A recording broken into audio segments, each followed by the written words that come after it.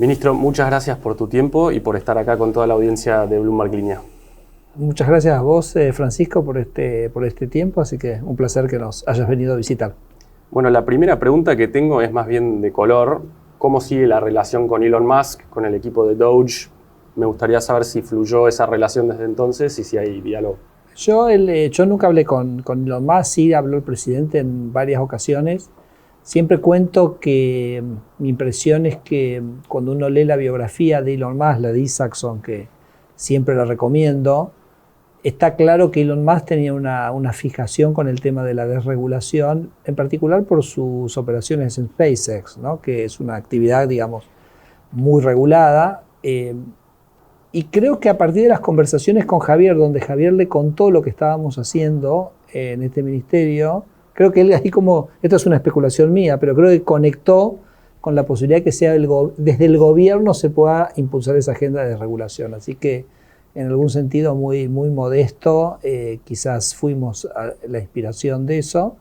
Después, este proceso del Doge, incluso nosotros, fíjate que nosotros somos el Ministerio de Desregulación y Transformación del Estado. O sea, tenemos una pata motosierra, nosotros simbolizamos la transformación del Estado como la motosierra, esa idea central de un Estado más chico para poder cobrar menos impuestos a la gente, y la pata de la desregulación, ¿no? Yo en los primeros movimientos de Elon Musk creo que terminó yéndose él mucho más por el lado de la motosierra, ¿no? Porque se focalizó mucho más en el tema de los gastos espurios que le encontraba en el gasto público norteamericano.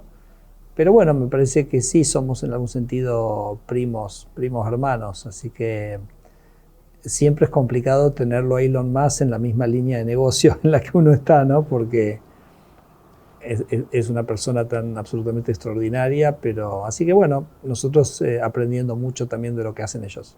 En líneas generales, después de 1 año y medio de este gobierno, ¿cuánto progreso, cuánto se avanzó en el sentido de poder atraer a empresas del propio Elon Musk como Tesla? ¿Te imaginas abriendo un local a Elon de Tesla como lo hizo en Chile, por ejemplo? Bueno, ojalá que sí. De hecho, estamos en la parte final de una simplificación de todo lo que es el régimen de importación de vehículos. Lamentablemente estamos bastante atados de manos por el Mercosur en ese sentido, pero la última modificación de la ley de tránsito va a agilizar mucho la posibilidad de importación de vehículos para los particulares puntualmente.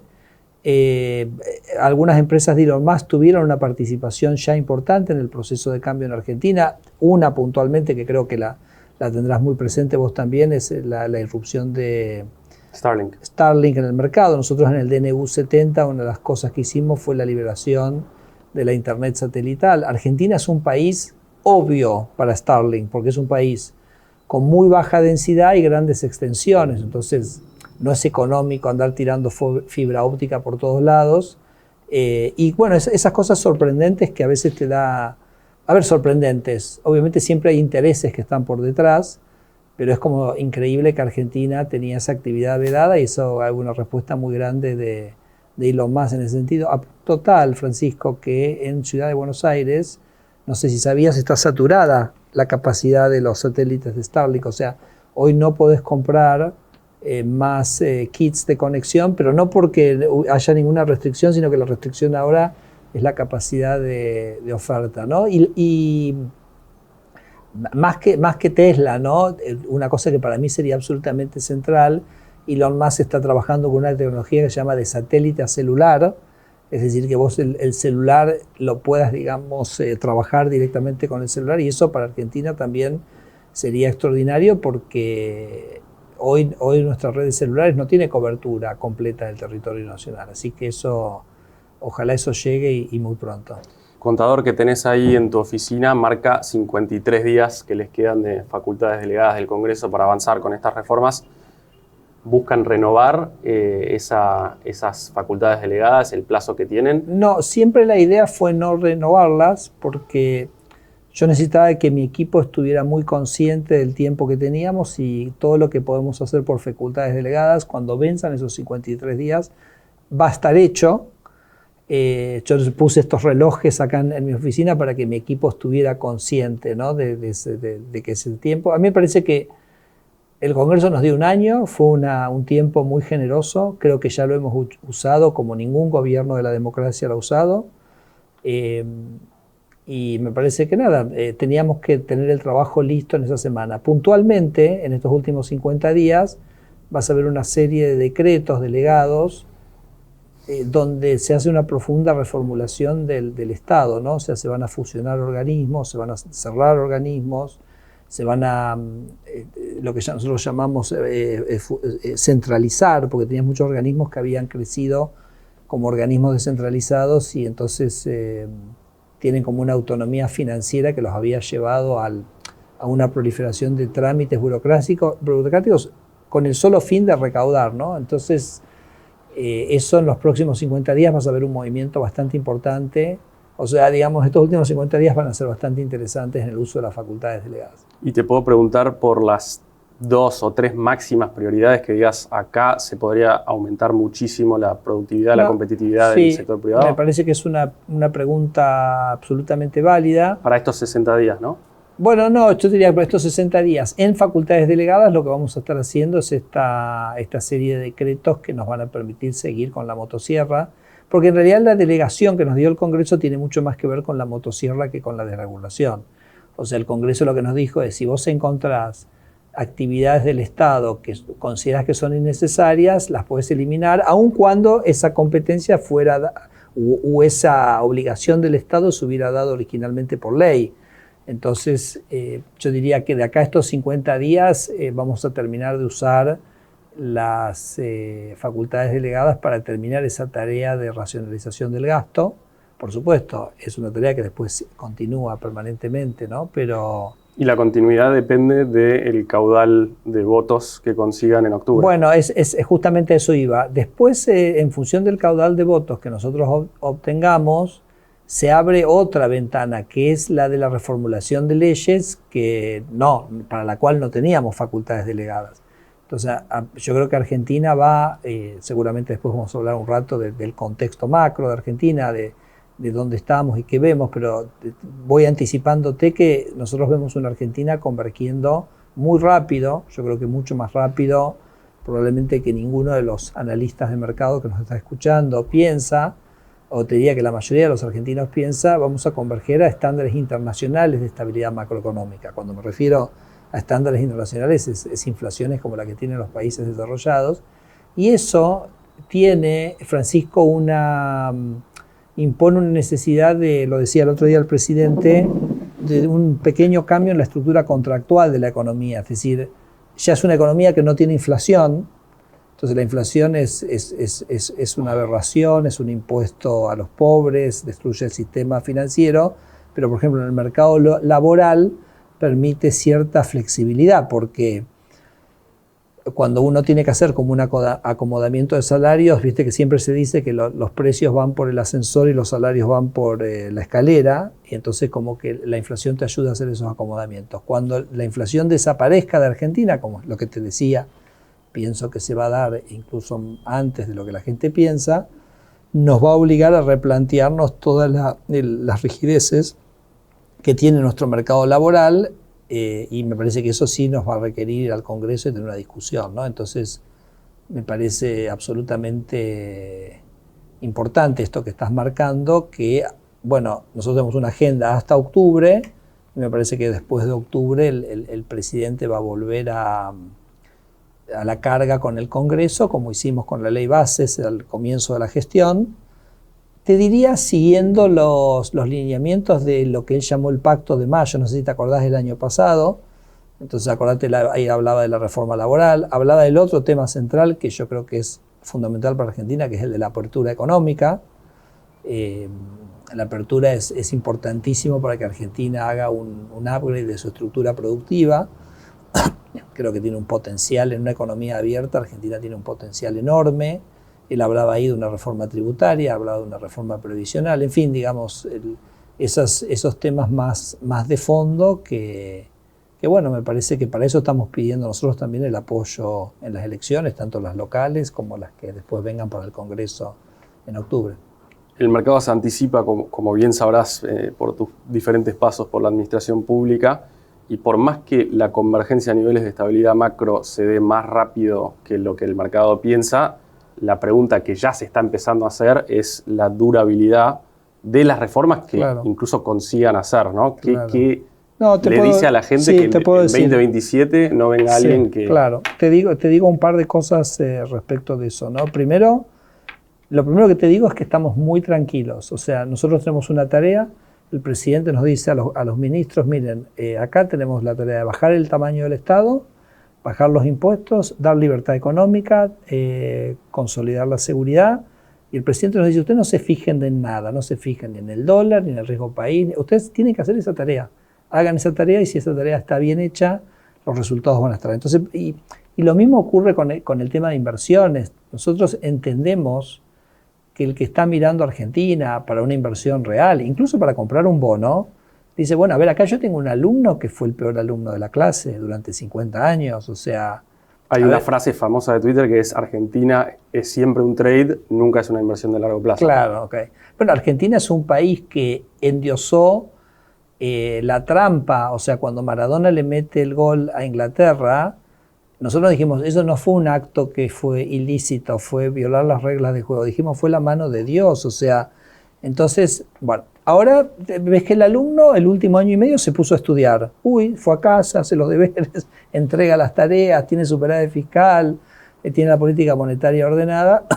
Y nos parece absolutamente lógico que del otro lado haya un tiempo para ver si esto se sostiene, cómo responde la sociedad argentina. Y te digo, nosotros no tenemos ninguna ansiedad en ese sentido. Entendemos que está ese proceso, que ese proceso tiene que madurar en el otro. Nosotros estamos simplemente muy convencidos y coherentes en el trabajo que nosotros hacemos. Entonces, me parece que esa sería la reflexión que yo tenía respecto de esto, ¿no? Vos me preguntabas específicamente sobre...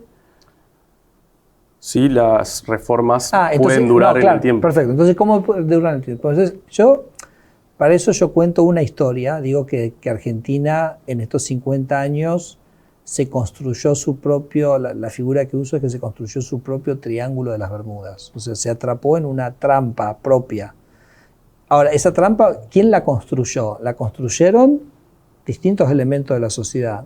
Entonces, yo creo que parte de esa trampa la construyen los sindicatos, parte de esa trampa la construye parte del empresariado. Hoy, por ejemplo, anunciamos digamos, en estas últimas semanas hemos anunciado un montón de privilegios empresarios que han ido cayendo, Tierra del Fuego, Vaca Aftosa, aluminio, etc. Y después tiene un gran gestor político, este Triángulo de las Bermudas, que es el Partido Peronista, que yo lo tiendo a interpretar como el partido conservador de Argentina, el partido de los intereses creados, el partido del status quo, ¿no? Entonces, para desarmar ese triángulo de las Bermudas de manera definitiva, vos tenés que hacer dos cosas. Primero, tenés que destruirles el castillo legal, la arquitectura legal que ellos armaron para esto. Un economista muy conocido, se llama Jorge Bustamante, le dice: en Argentina el problema no son los ilícitos, sino los lícitos, porque es el sistema jurídico el que ha armado. O sea, acá, digamos, estos privilegios se sostienen en el aparato legal. Entonces, la manera que esto se logra es cambiando ese aparato legal. Y eso el presidente Milei lo está haciendo desde el día 1, DNU 7023, ley bases, todo el trabajo que estamos haciendo con las facultades delegadas. Entonces, vamos desarmando esa estructura legal. Ahora, subyacente al desarmado de esa estructura legal, la verdadera sustentabilidad definitiva del cambio va a ocurrir cuando esos factores de interés que se benefician de este régimen antiguo, sus fuentes, en algún sentido, es como que vos los debilites financieramente, ¿no? Te voy a dar un ejemplo. Cuando nosotros llegamos a Argentina hace 20 años, sufría el flagelo de los piquetes, sobre todo en la ciudad de Buenos Aires. Era imposible, vos venías a trabajar, no sabías si podías volver a tu casa. ¿Qué hizo la ministra Petovelo con el presidente Javier Milei? Dijeron, no, acá el problema es que todo este sistema de ayuda social tiene un problema, que tiene unos intermediarios. O sea, el gobierno le da la plata a un intermediario para que ese intermediario se lo dé a la gente. ¿Para qué?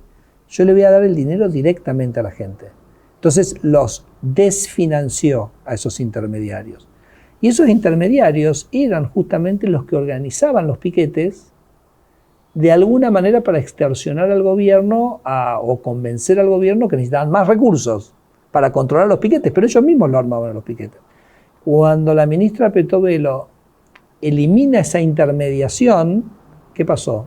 De un mes al otro los piquetes desaparecieron, ¿no? Entonces, sería como un ejemplo de decir, en Argentina hay una estructura de status quo, hay una estructura de intereses, esa estructura se sostiene a partir de ciertos grupos que tienen beneficios, usan esos beneficios para justamente hacer lobby, presionar, movilizar, para mantenerse. Entonces, las reformas económicas de Javier tienen una dimensión de que son útiles en sí mismas como reformas económicas, pero también, digamos, por ejemplo, el empresariado.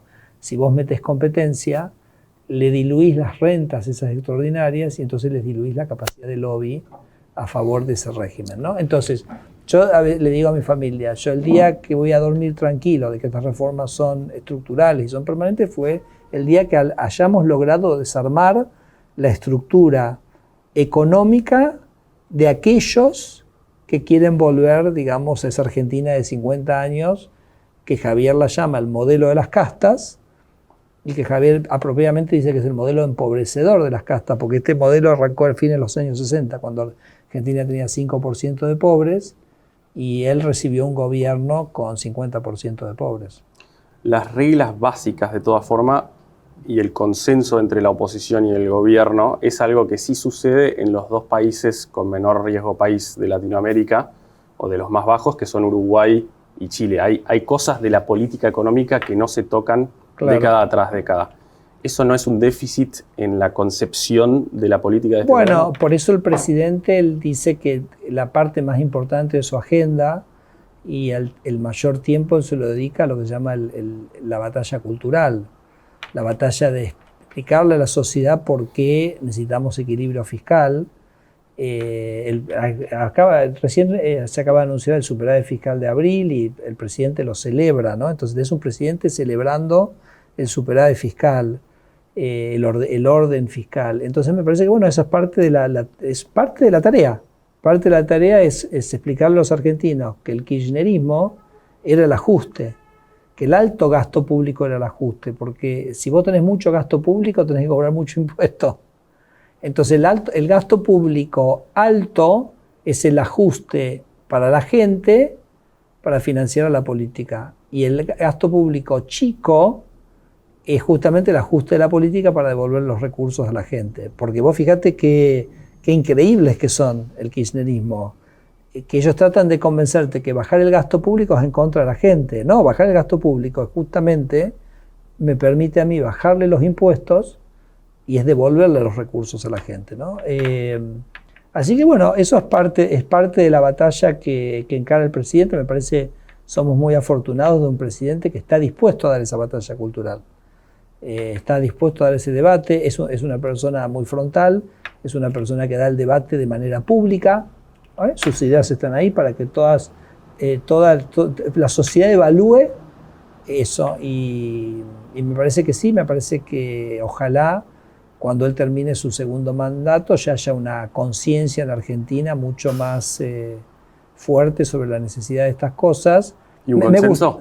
Y consenso, claro, y que se haya construido mucho más. Bueno, por lo pronto parece que hay mucho más consenso que el que se pensaba, ¿no? Porque tenés un presidente que ajusta 5 puntos el gasto público y en realidad pasa a ser más popular, porque lo que dice Javier es el achicamiento del Estado no es impopular, es popular. ¿Y eso es lo que va a obligar a la oposición a ir a ese consenso? Ojalá que sí, ojalá que sí. Okay. Han desregulado fuertemente dos sectores del agro muy argentinos, que son la carne y la yerba. Sí. En el primer caso, de la yerba, una industria incipiente en el mundo, con todo por hacer en cuanto a conseguir mercados. Correcto. En el segundo, se fueron perdiendo, pero curiosamente se dio un pico histórico en la exportación de carne el año pasado, sin que el precio de la carne interno suba más que la inflación.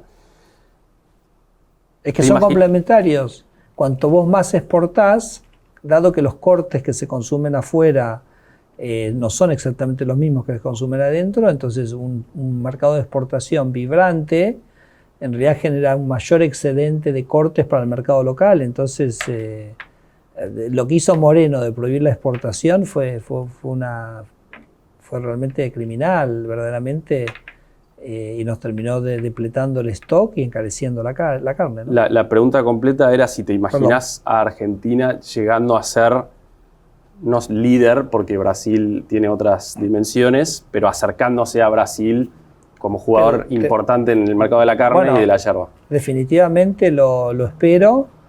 Definitivamente creo que es posible, pero sin ir más lejos, a principios de los años 90, los rodeos en Argentina y en Brasil no eran tan diferentes.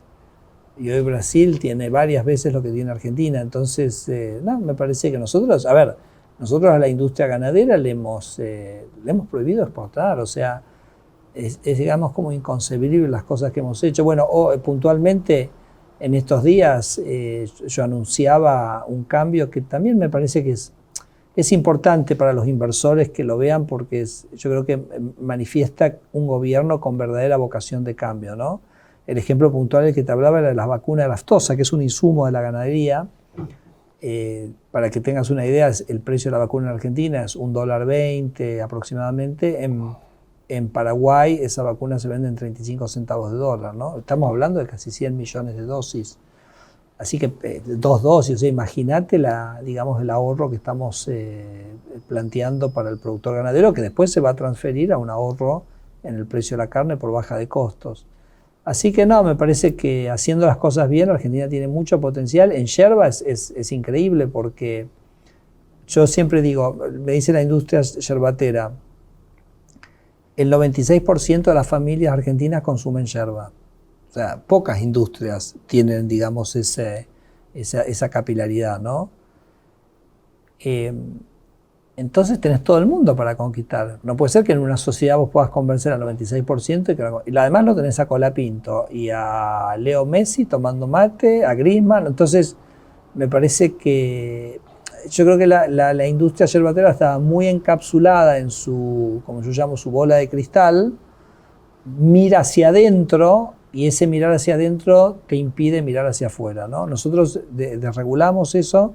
Ha habido una caída muy significativa en el precio de la yerba en términos reales, que es, digamos, un beneficio para 47 millones de argentinos. Es lo mismo cuando decimos, bueno, sacamos los aranceles a los celulares y los 47 millones de argentinos van a poder comprar celulares más baratos. Estamos totalmente a disposición para ayudar a la provincia, ayudar a la industria en la medida que podamos, ¿no? De liberar trabas y facilitar para que salga a conquistar el mundo. Creo que es un producto muy noble, que no veo por qué no podría tener un futuro extraordinario en el mundo. Ahí tienen previsto un cierre definitivo para el INIM, que es el ente que regulaba a la industria, que controlaba precios, extensiones de plantaciones, y eliminar, obviamente, por ende, el sistema de estampillas que se usaba para financiarlo. Yo tengo entendido, no recuerdo si el sistema de estampillas no lo sacamos todavía, quizás no.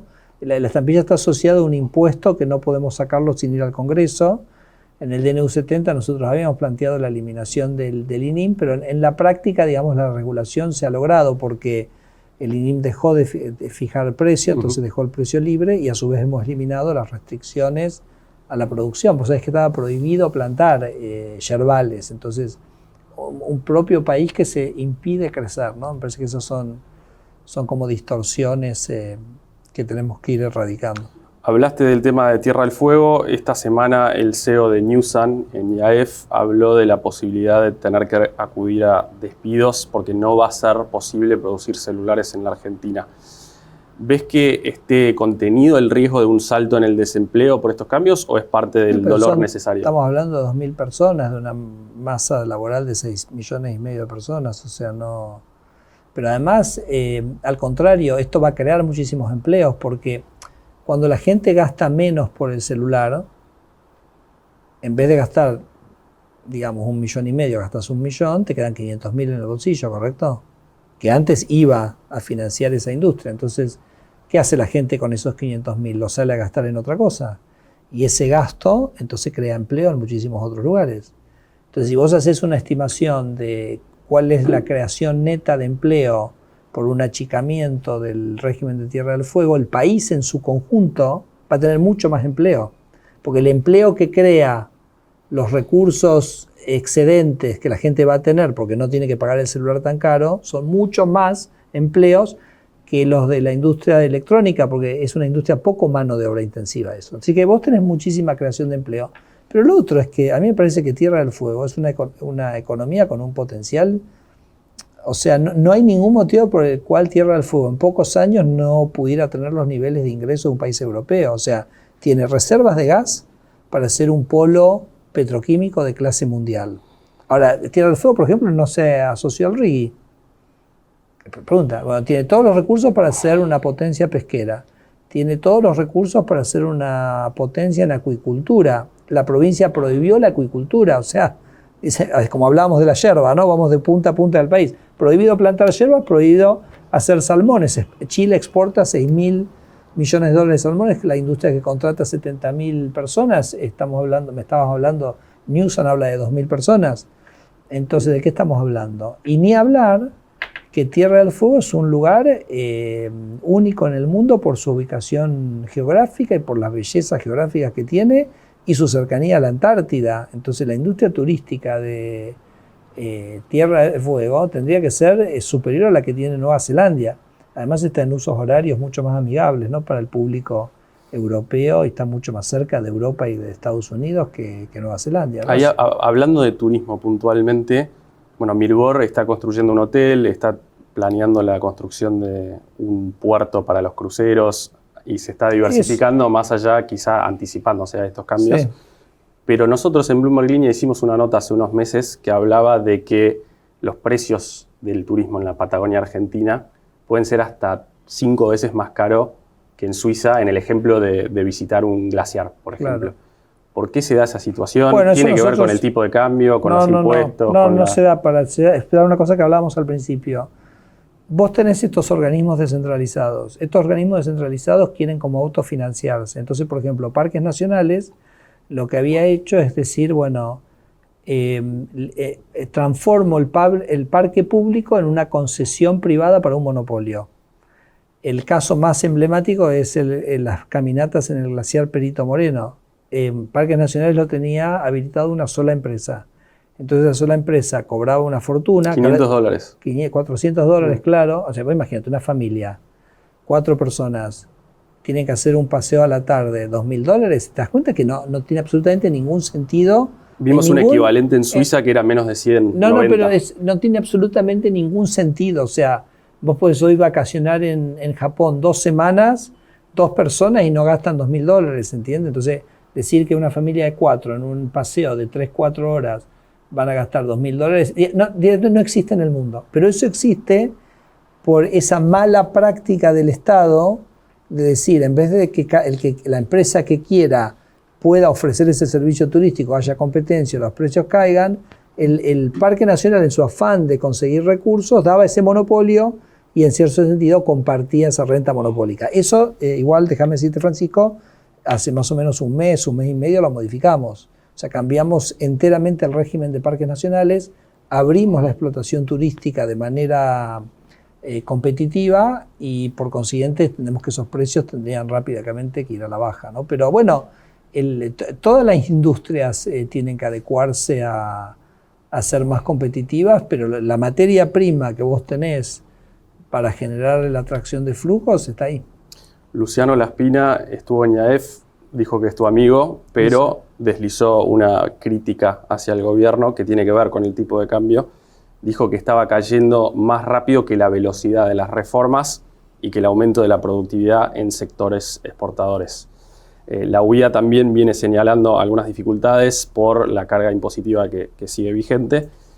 ¿Es una lectura errónea de la situación? ¿Hay que pedirles que aguanten un poco más? Yo sé que no hablo mucho de los temas cambiarios y monetarios, porque me parece que en el equipo económico, en el equipo de gobierno tiene que haber como una única voz económica, y me parece que esa es la del ministro de Economía, Luis Caputo, en estos temas. Quizá la velocidad de las reformas. Pero pero te voy a decir una cosa, porque además lo dijo el otro día el presidente, o sea, eso es lo extraordinario de tener un tipo de cambio flotante.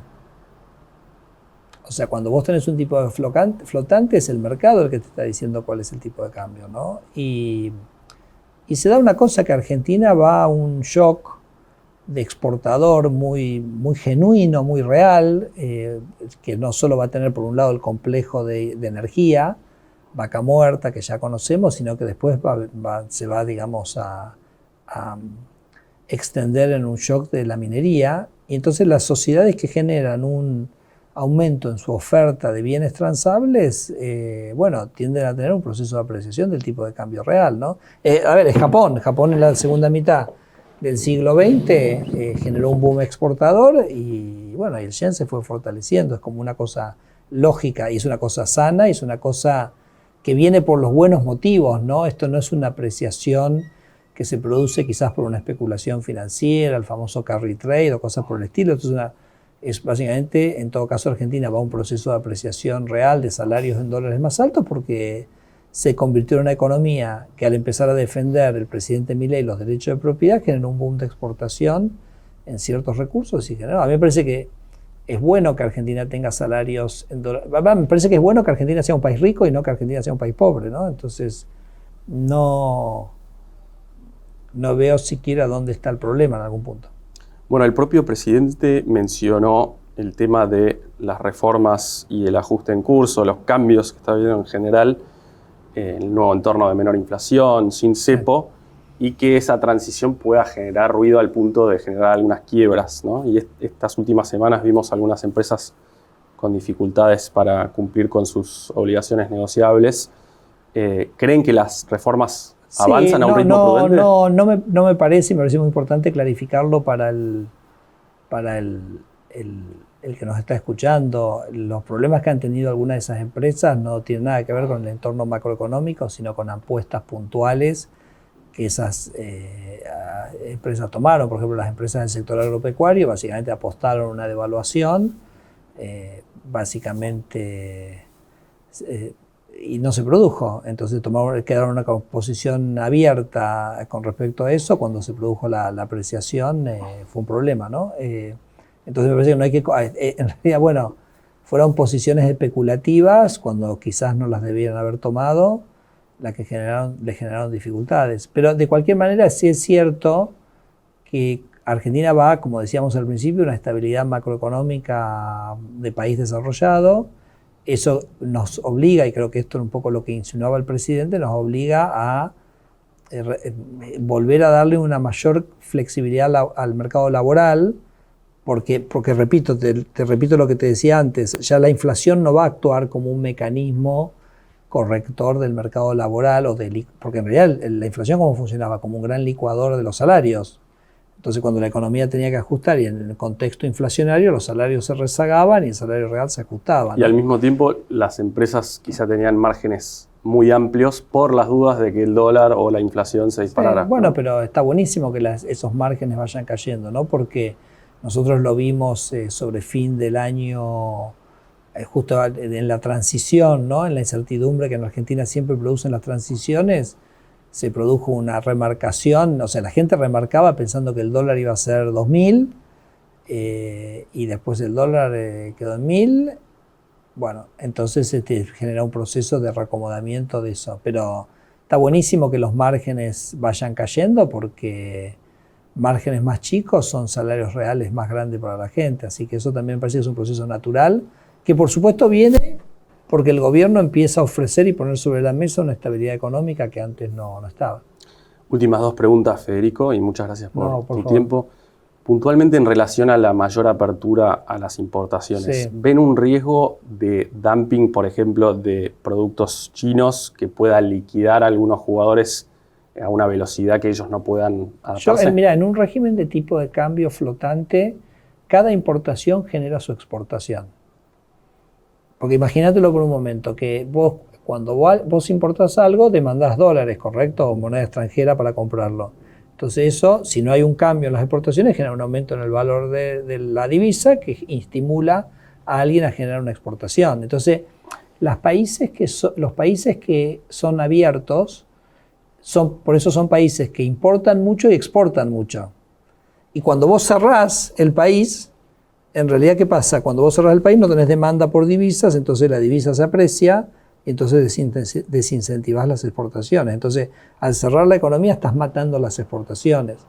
Entonces me parece que la idea de tratar de conectar la apertura comercial con el empleo no tiene fundamento. Yo estoy seguro que la gente que nos está escuchando lo va a entender esto perfectamente. No tiene absolutamente ningún fundamento. Vos tenés economías como Argentina, exporta, importa, 12, 13, 14 puntos del PIB. Hong Kong, 140 puntos del PIB. ¿Okay? Entonces no hay ningún problema de empleo en Hong Kong. Hong Kong exporta, importa en esas cuantías. Así que no, yo creo que al contrario te diría, yo tengo una frase que uso, que es que para salvar a la industria tenemos que abrir la economía. Porque si vos tenés un boom exportador que te tiende a tirar el tipo de cambio para abajo y no le generás una demanda equivalente, bueno, la apreciación cambiaria va a ser mucho más alta. Entonces, vos necesitas abrir la economía para que ocurra eso. Y te voy a decir otra cosa más que me parece muy importante. ¿Por qué es importante? Y Argentina tiene un futuro industrial asociado a las ventajas competitivas que le va a dar la energía barata, que es extraordinario, ¿ok? Pero ¿por qué es tan importante la apertura incluso te diría para el desarrollo industrial, pero para el bienestar general de la economía? Porque una economía abierta es una economía donde los empresarios pueden tener insumos de calidad.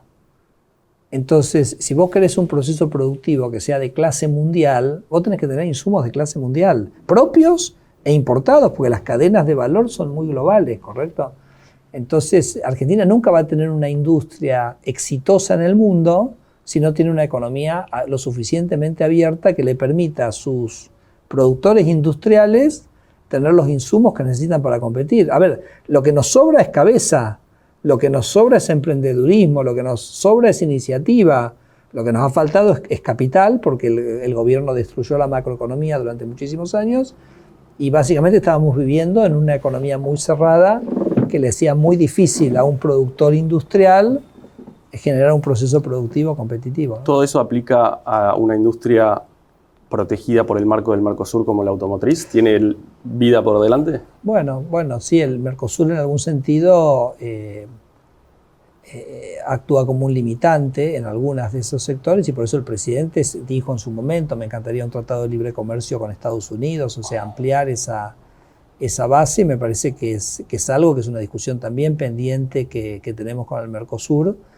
El presidente lo puso, decía, reforma laboral, respeto a la propiedad y apertura económica, ¿no? Son pilares centrales de una Argentina próspera. Ahora sí, la última. Geopark, una empresa sí, colombiana que concretó una adquisición de 4 bloques en Vaca Muerta a Phoenix Resources. No supimos por qué, pero no se dio la aprobación del gobierno provincial de Neuquén. Quería consultarte si ven en este tipo de incidentes un problema, teniendo en cuenta las inversiones que había prometido. Sí, no conozco el caso puntual, o sea, no tengo la menor idea por qué eso ocurrió o no ocurrió, así que no puedo honestamente decirte, pero nosotros desde el gobierno nacional tenemos esta idea que al inversor le vamos a ofrecer estabilidad macroeconómica. ¿Te acordás lo que hablábamos del Triángulo de las Bermudas? Vamos a luchar denodadamente para, desarticular, las fuerzas que eventualmente quieran hacer que Argentina vuelva, a lo que fue en el pasado. Vamos a dar la batalla cultural y estamos totalmente codo a codo dispuestos a trabajar para liberar a la economía de todas las trabas que quieran, ¿no? Así que creo que tenemos un debate, o estamos haciendo esto a nivel del gobierno nacional ahora, y obviamente tenemos todo un debate para dar a nivel de las provincias, ¿no? Que se va a ir dando en las elecciones a gobernadores, donde el mensaje de nuestros candidatos va a ser, así como Javier bajó 30 puntos el gasto, y entonces bajó los impuestos, entre ellos el impuesto inflacionario, sacó 10 millones de personas de la pobreza con esa baja de impuestos, nuestros candidatos a gobernadores van a decir, en nuestra provincia quiero hacer lo mismo, quiero bajar el gasto 15 puntos, y entonces voy a bajar los impuestos 15 puntos. Lo más loco, o lo más interesante, y me parece más entusiasmante, es que, como por ejemplo algunas provincias reciben una parte importante de sus recursos de este sistema de coparticipación, donde el gobierno nacional reparte parte de los ingresos. Vos tenés provincias que el ingreso propio es 10 puntos. Entonces, si en esa provincia vos bajás el gasto público 10%, y créeme que eso se puede hacer en una tarde, si hay la voluntad política y el coraje para hacerlo, y no quiere decir tocar los servicios esenciales, ni siquiera a veces el empleo público, nada, o sea, hay tanto derroche y tanta plata que se rifa para acá y para allá que, bueno, pero fíjate esto, si vos tenés 90% de tus ingresos son del régimen de coparticipación y vos bajás 10% el gasto, llevas todos los impuestos provinciales a cero. Entonces vamos a tener en nuestros candidatos, este es el mensaje que van a llevar. ¿Querés kirchnerismo? ¿Querés más Estado? ¿Querés más impuestos? Votás al kirchnerismo. Ahí tenés. Esa oferta está ahí. La oferta del status quo. ¿Cuál es la oferta libertaria? Nosotros venimos a esta provincia, vamos a bajar el gasto público 10, 15, 20, en cada provincia se verá, y vamos a bajar estos impuestos. Y lo notable es que en algunos casos nos va a permitir bajar los impuestos a cero. Así que va a ser como un debate interesante, y ahí, Francisco, en algún sentido, también para el inversor extranjero se va a ir contestando esa pregunta, que es, bueno, cómo la sociedad argentina está receptando estos cambios. Yo creo que la recepción es muy favorable, pero bueno, esto es un camino largo y lo entendemos así, y estamos muy focalizados y muy claros en las ideas que defendemos, y después, bueno, estará el votante para dar su veredicto.